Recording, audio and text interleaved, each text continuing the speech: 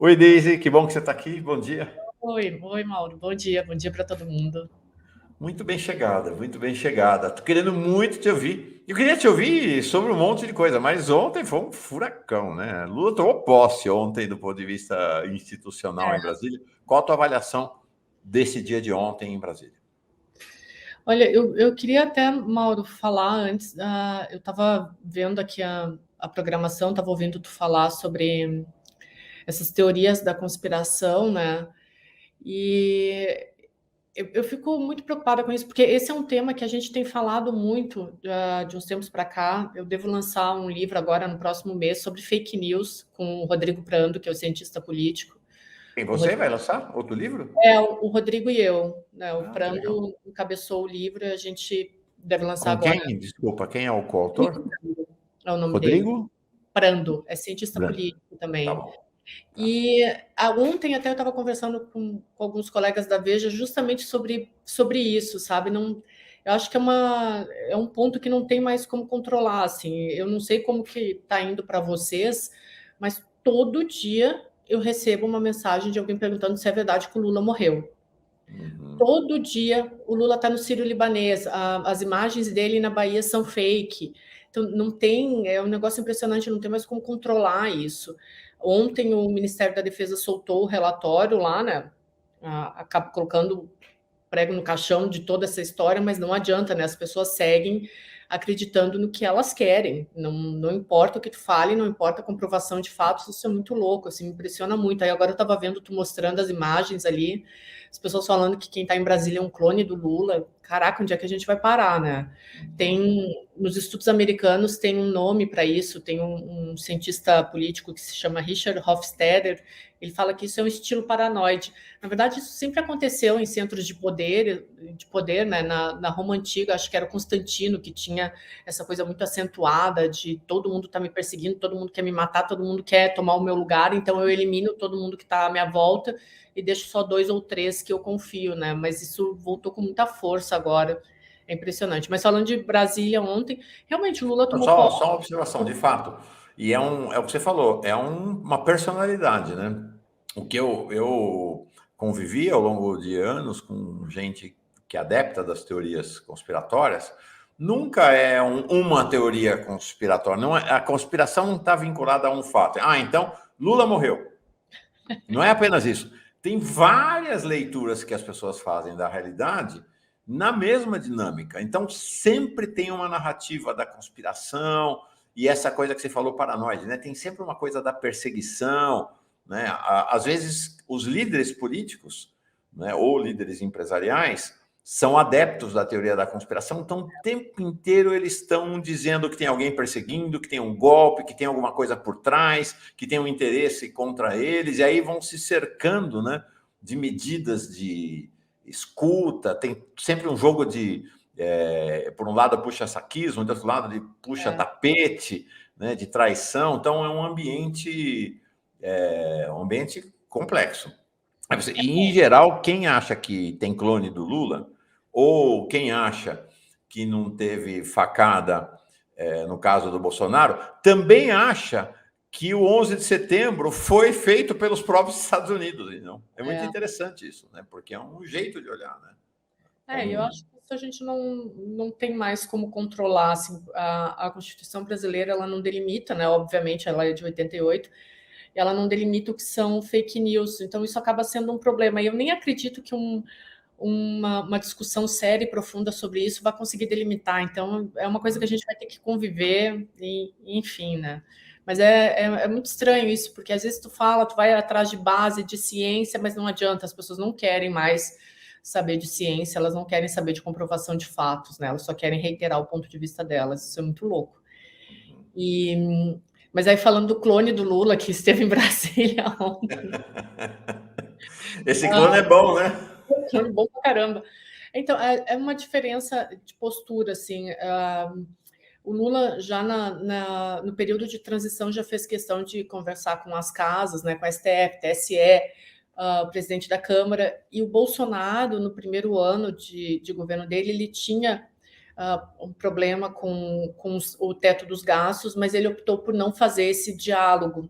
Então, talvez por isso até o governo dele tenha sido tão atribulado, né? Ele, na transição dele, nos primeiros meses de governo, ele evitou o diálogo com as casas, né? Então, aí já começa uma ruptura no sistema democrático, né? Porque quando o presidente se recusa a conversar com o STF, com o TSE e com o Congresso, já provoca um afastamento, né?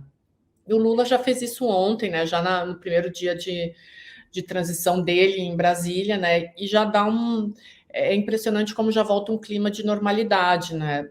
Provavelmente vai conseguir negociar o teto dos gastos com o Arthur Lira e com o Congresso, né? Agora o Arthur Lira tem um problema maior para resolver aí, porque ele disse que vai apoiar o Kassab para a presidência do Senado, mas também está sinalizando para o Valdemar da Costa Neto, né? Mas isso é um problema dele.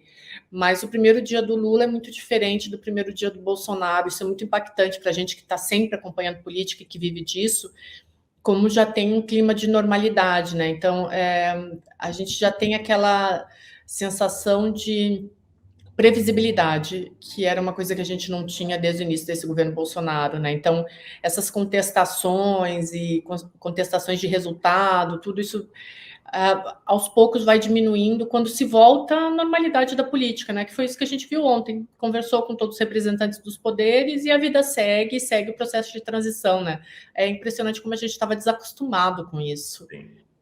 Não, é interessante isso, né? Que o Lula na coletiva, por sinal, vamos combinar, né? Que imagens bonitas, ele dando coletiva ao ar livre ali na saída do STF, realmente muito, muito bonita essa foto do Stucker. Eu vi a entrevista, fiquei muito chocado, muito impactado, mas essa foto do Stucker, que é isso, né? É o Brasil, é uma ideia, compõe um quadro de um novo país, né? Essa coisa do céu, essa coisa, não tem cercadinho, né? Não tem, outra dinâmica. Agora, Lula usou o tempo futuro, né? Vai voltar à normalidade. É interessante que parece que não, né? Já está voltando, né? Acho que o gerúndio é mais adequado nesse caso, né? O país parece que já está voltando e não me parece que coincidência, né? O fato desse tal relatório dos milico do Ministério da Defesa dizer que não tem fraude, no dia que o Lula está fazendo essa visita, é uma boa convergência de que, de fato, está voltando à normalidade, né? O primeiro discurso do Lula na Paulista, né, o primeiro que ele fez foi, obviamente, mais institucional, mas o discurso na Paulista já chamou atenção como ele chamou protagonismo para as mulheres, falou muito de cultura, que eram termos que soavam até estranhos, né, para a gente, porque a gente não ouvia mais falar de cultura ou de protagonismo de mulheres na política, né? E foi uma das primeiras coisas que o Lula fez, né? Levantou o braço das mulheres que estavam presentes lá e falou muito de cultura. Então, naquele primeiro dia já dá uma sensação de, ok, sabe, estamos olhando de novo para o país e não para uma bolha ali que contesta tudo, né? E aí ontem saiu esse relatório, né? E a gente até conversou, né, Mauro? O TSE foi lá e colocou um ponto final nisso tudo, né, dizendo que, ok, o resultado das eleições eram válidos, mas nos grupos bolsonaristas ainda existe um questionamento, né? Isso é cansativo, assim. Eu participei de uma mesa na Jovem Pan, e com todo respeito e carinho que eu tenho pela Jovem Pan, mas eles estavam questionando por que a grande imprensa não estava divulgando essas manifestações, mas é por causa disso, porque são manifestações, e a Jovem Pan me deu toda a liberdade para falar isso, quero deixar isso bem claro, mas são manifestações que ficam, de novo, questionando o processo democrático, de novo atacando a democracia, e aí a grande imprensa, quando percebe isso, eu não vou botar lenha na fogueira, né? Só que quando tu não aceita isso, tu vai provocando de novo um clima de instabilidade. Eu acho que esse relatório do Ministério da Defesa ontem foi uma tentativa de pronto, acabou, sabe? A eleição é válida e Lula vai assumir. E é impressionante que tinha gente ainda ontem, depois me perguntando, é verdade que ele vai assumir? Mas ele não está no Sírio-Libanês? Caraca, foi o Ministério da Defesa que largou o relatório. Não... É impressionante, é difícil isso. Acho que é um aspecto interessante, né? Que, olha, a gente olha Globo, Folha, Estadão, incrível, tá todo mundo apoiando o Lula, né? Todo mundo apoiando a montagem do governo Lula, e aí acho que tem uma questão, não sei como é que se enxerga isso, mas acho que teve um movimento com uma inteligência política agudíssima do Lula, que é assim, porque essa imprensa, ela é terceira via, sempre foi. É a Exato. imprensa da terceira via. Essa imprensa, acho que tem muito sectarismo do nosso lado, né, de dizer que é imprensa de extrema-direita, golpista. Claro, eles apoiaram o golpe em 64, apoiaram o golpe contra Dilma. É uma imprensa vinculada às chamadas classes dominantes do Brasil, mas ela não é uma imprensa de extrema-direita. É uma imprensa neoliberal, uma imprensa conservadora, né? Acho que, inclusive, eu tenho muita crítica à mídia progressista que fica fazendo clipping dessa imprensa, portanto, usa o trabalho dos jornalistas dessa imprensa para fazer suas manchetes e depois fica metendo pau, né? Parece assim, quem cospe no prato que comeu. Não gosto disso. Mas, enfim, o que Lula fez? Essa imprensa é uma imprensa estruturalmente de terceira via. A terceira via está no governo. O Lula trouxe a terceira via para dentro do governo, e ao trazer a terceira via para todo o governo, para dentro do governo, ele conquistou, ele unificou tudo que não é extrema-direita no país ao redor do governo dele. Né? Então, acho que esse é o movimento que aconteceu. E aí ninguém vai dar trela mesmo para os golpistas. Né? Acho que meio que aconteceu nos Estados Unidos, lá em determinado momento, que ninguém nem noticia mais o Trump. Né? Exato. O Lula, na primeira eleição dele, ele fez um movimento ao centro, colocando José de Alencar, né? E isso foi um movimento muito positivo para a sociedade, para o governo dele.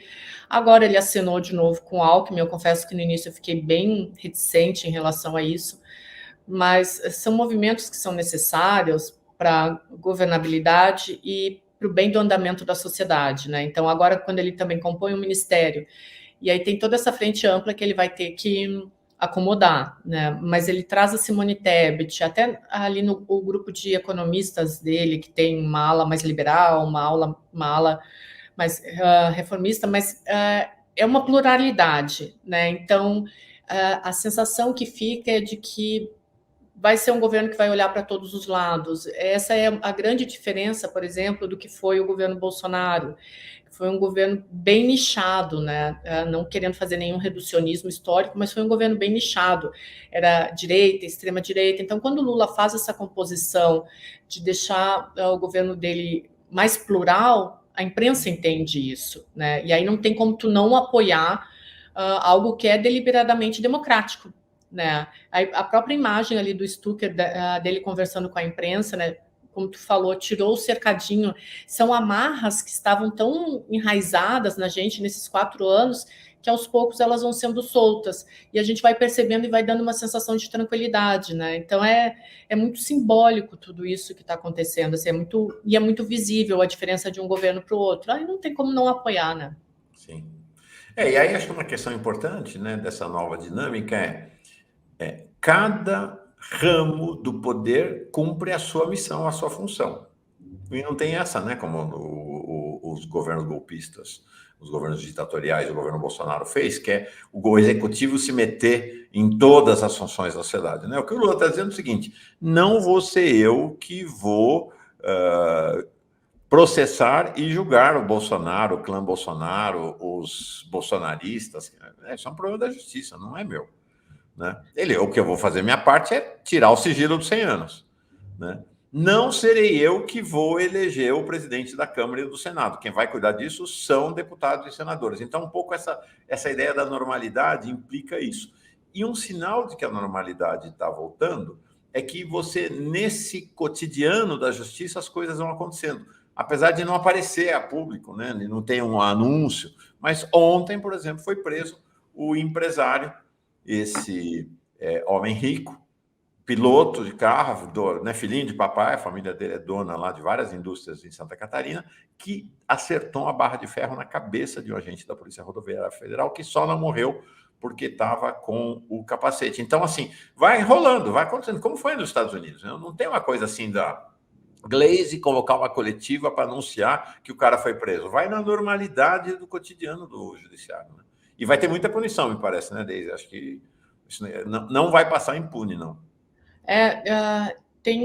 No governo Bolsonaro havia uma centralização do poder, né? Quase uma autocracia, né? Onde tudo girava em torno do líder, né? Do Bolsonaro.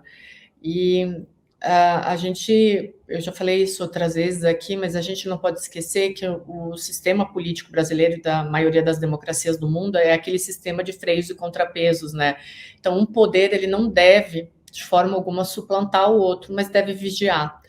E essa foi uma coisa que não aconteceu no último governo Bolsonaro. A gente viu, eu tenho até alguns colegas cientistas políticos que falam que o governo Bolsonaro foi uma autocracia, mas foi quase isso, né? Foi um governo que tudo se centrava no personagem Bolsonaro, e se não fosse assim, ele suplantava os outros poderes. E aí talvez foi essa tentativa que fez com que o Alexandre de Moraes reagisse, às vezes de uma maneira até desmedida, né? Mas agora as coisas vão voltando ao normal, os poderes vão trabalhando normalmente, né? E a gente já vê isso, é impressionante como muda, e muda até a visão da gente, né? Porque a gente estava muito bitolado, muito fechado no cercadinho, né? E agora isso vai se ampliando, né? Os poderes voltam a funcionar normalmente com 2 semanas de transição. A gente está vendo coisas inimagináveis alguns anos atrás, né? Primeiro, o Alckmin ser o vice do Lula não era tão inimaginável porque o Zé de Alencar já tinha sido. Mas o papel que o Alckmin está tendo, de fato, era inimaginável, né? Imagina, pensar que o Alckmin, que alguém que é... Porque vamos combinar, o Alckmin está no PSB, mas ele é estruturalmente do PSDB, né? A cabeça dele é de um tucano, né? A biografia dele é de um tucano, a cabeça...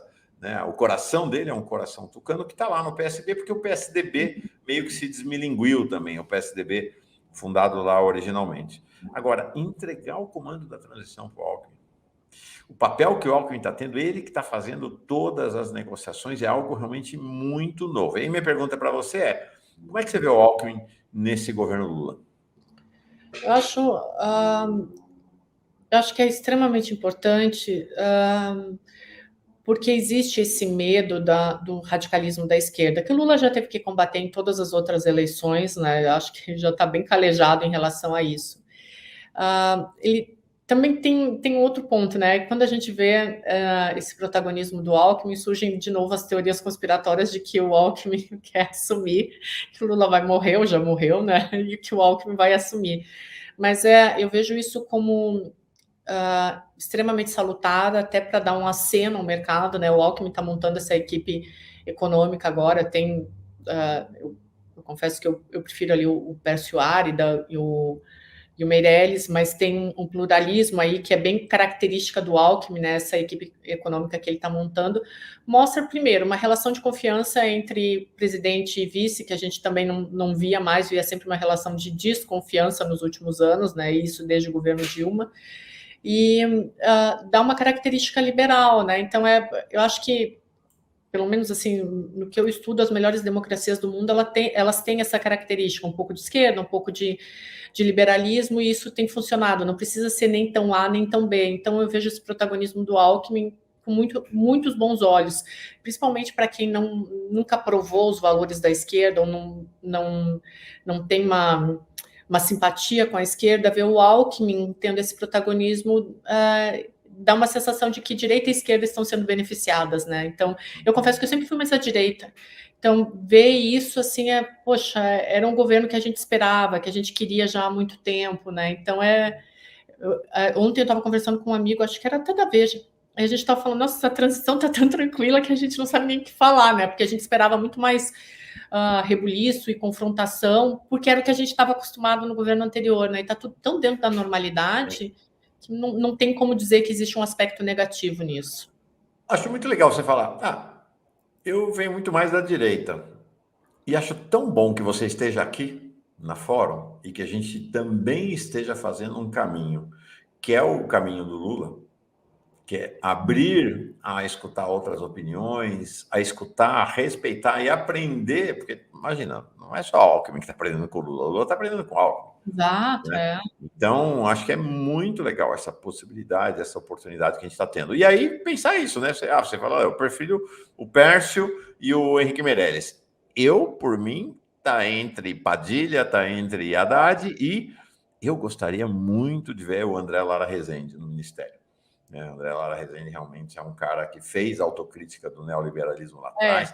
Por sinal, assim, no mercado, eu digo para vocês, o Padilha passa melhor do que o André Lara Rezende, porque o chamado mercado, os bancos, os banqueiros, olham para o André Lara Rezende meio como um traidor, entendeu? Assim, ele não é hoje mal visto, mas o Lula adora, gosta muito do André Lara Rezende, não é à toa que quando teve aquela reunião com os economistas lá durante a campanha, o primeiro a usar a palavra foi ele, o Lula se dirigiu a ele no final do encontro, dizendo, vamos conversar depois e tal, achei bem interessante. Gilberto Cruvinel, ainda lá sobre o tema das teorias da conspiração, essas fake news delirantes reproduzem o esquema QAnon dos Estados Unidos. Precisa investigar quem financia esta máquina. E quero agradecer demais quem vai chegando aqui, a Wilma, acho que é Vilma, ou é Wilma, aparece um U, Santos, que chega como nova membra aqui. Muito bem chegada mesmo. Nós precisamos dos membros, do Superchat, do apoio de todo mundo para continuar como mídia progressista e independente. Agora, sobre o Alckmin, minha aposta é que ele não vai para o Ministério. Vamos dizer assim, acho que ele vai estar acima do Ministério e vai ter missões especiais, as missões mais delicadas do governo, o Lula vai dar para ele. Mas tem muita gente que aposta que ele vai para o Ministério, está falando do ministro da Indústria e Comércio, né? Tem várias apostas. Como é que você enxerga? A gente está aqui para isso, né? Como a gente não tem responsabilidade de governo, não estamos lá na transição, a gente pode especular à vontade qual é a sua aposta do papel do Alckmin no governo Lula. Eu também eu sou mais dessa ala que acredita que ele vai pegar a indústria e comércio, porque ficar no governo sem um cargo delimitado, eu não sei se faz muito a característica do Alckmin, não sei se ele ia aceitar isso, sabe? Não tipo de provocar algum atrito, mas eu acho que é mais oficial, entende? Do que ele ficar somente nessas missões, assim. Eu acredito que ele vai pegar a indústria e comércio, sim. Mas é só especulação e é só aposta, né? Mas é muito bom ver essa convergência, assim, de novo, de Lula e Alckmin. Eu fui uma das maiores críticas dessa chapa no início da campanha eleitoral, mas até agora, nesse período... Qual chapa? Dessa coligação do Lula com Alckmin, assim, eu critiquei muito. Que eu achava completamente infundado, assim, eu ia muito naquela historicidade dos dois se agredindo em campanha, então eu achava um absurdo que ideologicamente eles se unissem, né? Mas agora eu tenho visto só aspectos positivos, quando a gente faz uma meia-culpa, né? Então eu acredito que ele vai para a indústria e comércio e eu só vejo aspectos positivos nisso, do Alckmin pegar um ministério e ter um papel ativo oficial, né? Porque às vezes a impressão que eu tenho, uma hora, é que se ele ficar somente como o vice ali, não é somente, mas parece que tira um pouco da formalidade da coisa, sabe? Então eu aposto mais no ministério, sim. Eu acredito que ele vai querer o ministério e o Lula vai dar. Entendi. Legal, vamos ver. Você sabe que você é jovem, claro que pode ter lido, mas não viveu isso, eu vivi ali ainda também jovem, graças a Deus, nos anos 80. Mas, te digo uma coisa, se tem uma doença que passa, e passa relativamente rápido, é juventude. Passa para todo mundo. E a gente vai ganhando experiência e vai curtindo a vida doidado. Muito legal. Mas lá nos anos 80, logo depois da Constituinte, ou já durante a Constituinte, quando vai surgindo o PSDB, né, sob a liderança de Mário Covas, sobretudo, mas ele, Montoro, Fernando Henrique, que era uma social-democracia, efetivamente. Depois o PSDB foi fazendo outro caminho, né, até chegar ao Dória, aí, que puxou o partido para a direita, rasgou os compromissos social-democratas definitivamente. Tinha muita gente no PSDB e no PT que sonhava com uma união dos dois. Era uma coisa nos anos 80, assim, todo mundo falava, mas por que é que não junta o Partido de Trabalhadores com o Partido Social Democrata para liderar o país? E nunca deu certo, né? E os partidos se afastaram, se distanciaram e se antagonizaram ao longo dos anos.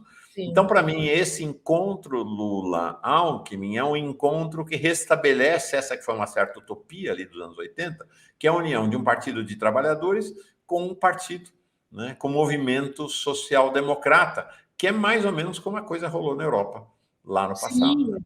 Exatamente. Não, mas isso tem se demonstrado, se demonstrou durante a campanha até eficiente. Como eu estou te falando, eu faço meia-culpa aqui porque realmente eu critiquei e às vezes até sem embasamento, né? Muito mais por uma ideologia, como assim, né? Mas faz todo sentido. E é como a gente estava falando, né? Algumas democracias europeias, Suécia, Noruega, eles têm esse sistema, né? É porque eu sempre sou pessimista, né? Então eu ficava pensando, se aqui no Brasil isso não vai funcionar, né? Nós somos diferentes, historicamente nós somos diferentes, mas tá aí, né? Tá funcionando, tá indo bem. Vamos torcer para que seja o melhor, né? Como é que você vê a armação no Congresso nesse momento? O governo Lula parece caminhar para a maioria no Congresso, mas como é que você vê a articulação da base do governo Lula na Câmara, em especial, mas no Congresso Nacional como um todo? Olha, Mauro, eu até escrevi um texto sobre isso ontem, assim. Eu acho que o grande protagonista nesse cenário é o Arthur Lira, e ele faz umas jogadas, assim, que eu confesso que são, na minha opinião, são muito ousadas, assim. Ele teve uma reunião com o Kassab e prometeu para o Kassab que ia apoiar a recondução do Pacheco para a presidência do Senado, né? Mas o Valdemar da Costa Neto, do PL, está apostando que o Lira vai ajudar ele a eleger o presidente do Senado. Então, não sei como que fica a cabeça do Lira no meio disso tudo. Mas da parte do Lula, negociar com ele, deixar as coisas às claras, ainda mais com quem era um apoiador do Bolsonaro e de repente se mostra tão flexível a negociar com Lula, é uma jogada muito interessante. E sabe que quando formou a base do Congresso, uma coisa que eu falava, muitas pessoas falavam, o Lula vai ter uma oposição muito ferrenha. E eu sempre falava, você não subestimem a capacidade de negociar do Lula. Não é que o Lula vai chegar chutando a porta do Congresso e falando, vocês são oposição e agora nós vamos brigar. Né? Não é uma característica dele, ele é um negociador, né? Ele é mais afeito ao diálogo do que foi o último governo. De novo, a gente com as mesmas impressões do governo Bolsonaro.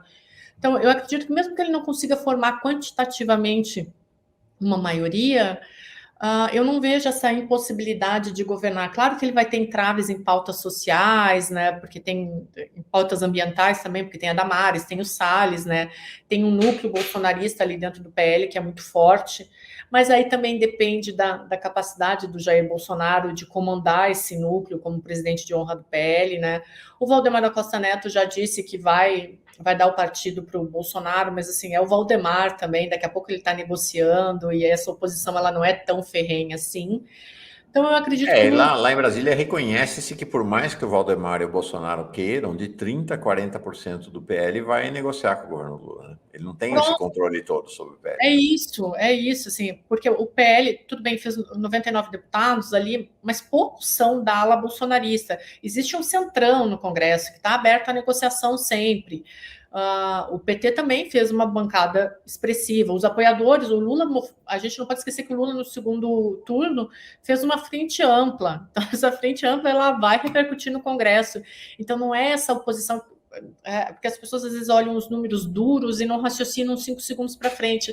Não vai ser essa oposição dura. É claro que a gente vai ver ela em questões ambientais e numa pauta mais social. Eu acredito que no primeiro ano o governo Lula vai estar muito travado em relação a isso.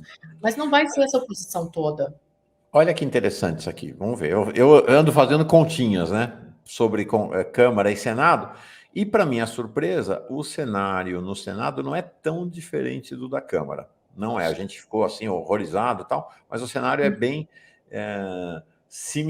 bem similar nas duas casas. Aqui, Eugênia Santos dizendo que o exemplo é a geringonça em Portugal. Bom exemplo, né? De um governo de conciliação. Se a gente olhar, Deise, para o Conselho Político da Transição, tá? Eu que sou um vidente, já coloquei o MDB aqui, que não estava ainda, não está nessa lista, mas entrou ontem. O projeto até indicou os nomes para o Conselho, o Jader Abal e o Renan, para o Conselho Político. Então, se a gente olhar para o Conselho Político da Transição, que é a base efetiva do governo nesse momento, né? PT, PSB, PV, PSD do Kassab, PCdoB, Rede, PSOL, Solidariedade, PDT, MDB, Avante, PROS e Agir, tem 223. Ainda não dá maioria, precisa de 256. mas vamos combinar que é um bom começo.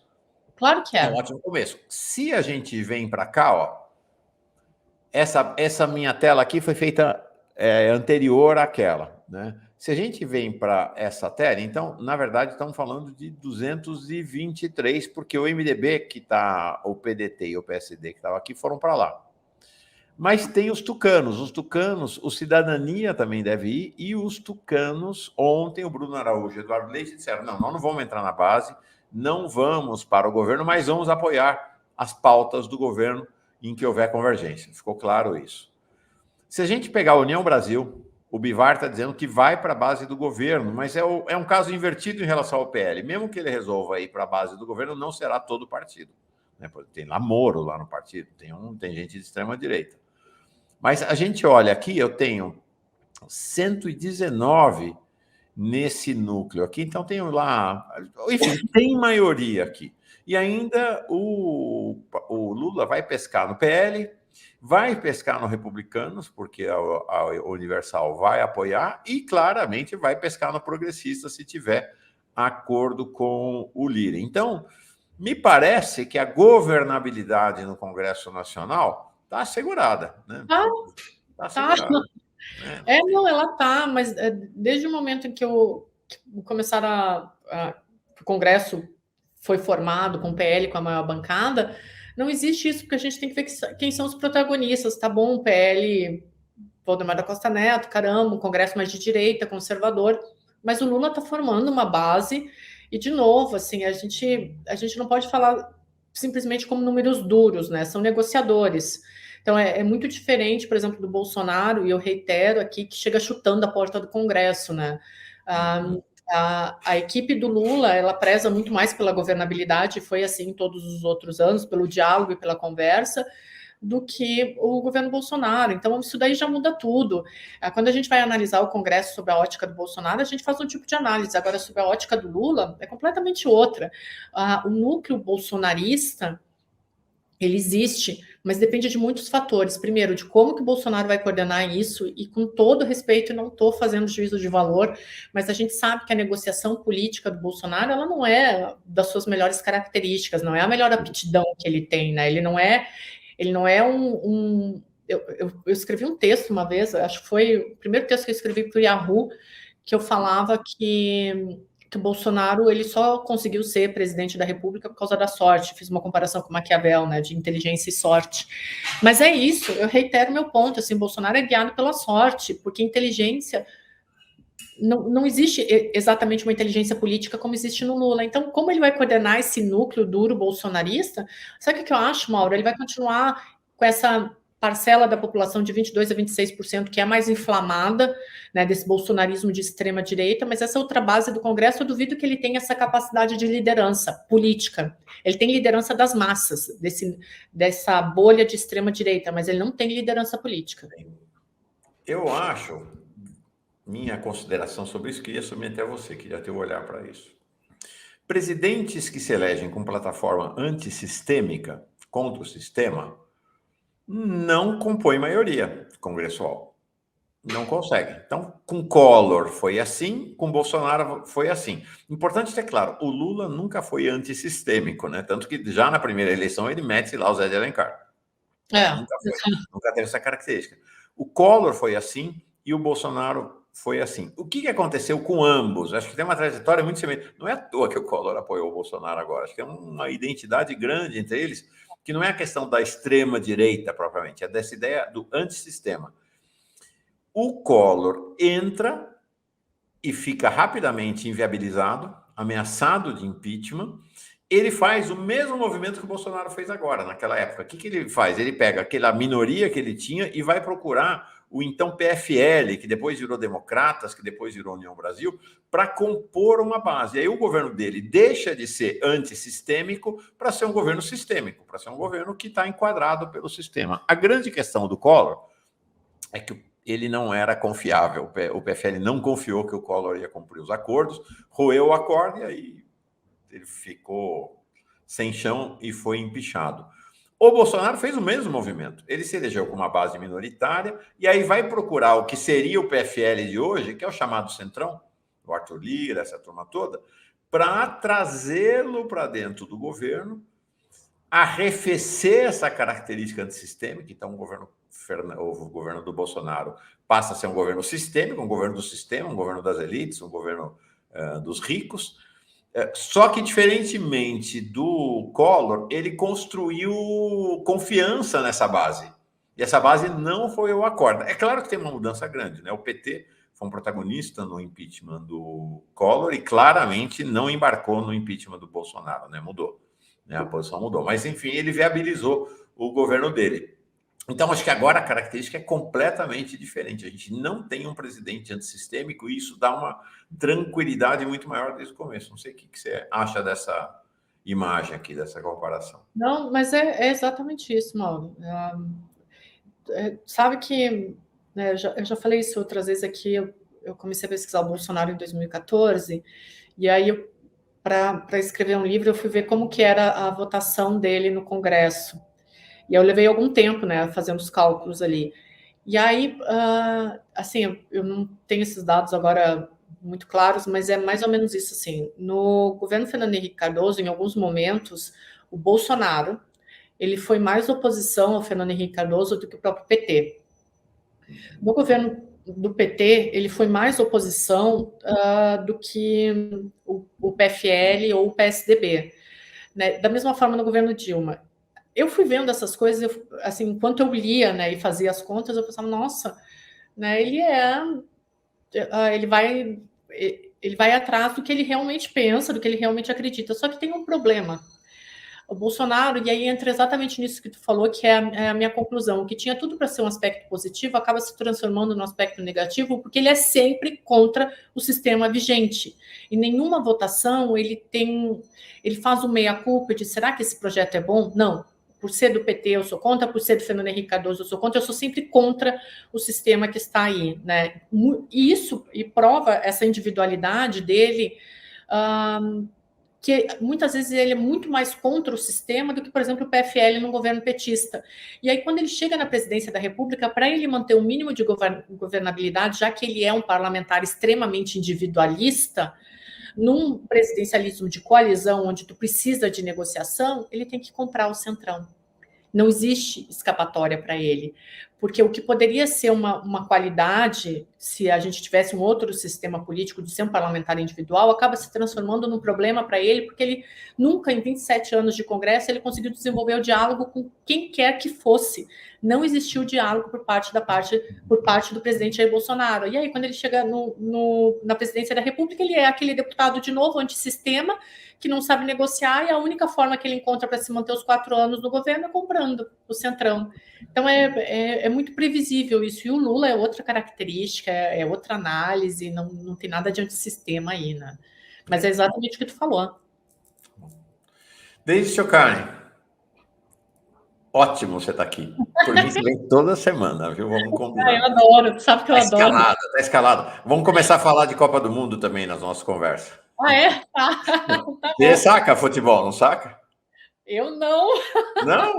Você é do esporte, mas não do futebol, né? Não, eu adoro torcer, tudo, sou apaixonada por esporte, mas futebol eu não entendo, assim, eu só torço. Legal. Obrigado, viu? Bom final de semana aí para você. Para vocês também, Mauro. Tem feriado, mas mesmo com feriado vou te convocar para a seleção. Tá bom. Né? Não, vamos torcer para isso, só chamar. Um beijo, querida. Obrigado. Beijo. Tchau, gente. Tchau.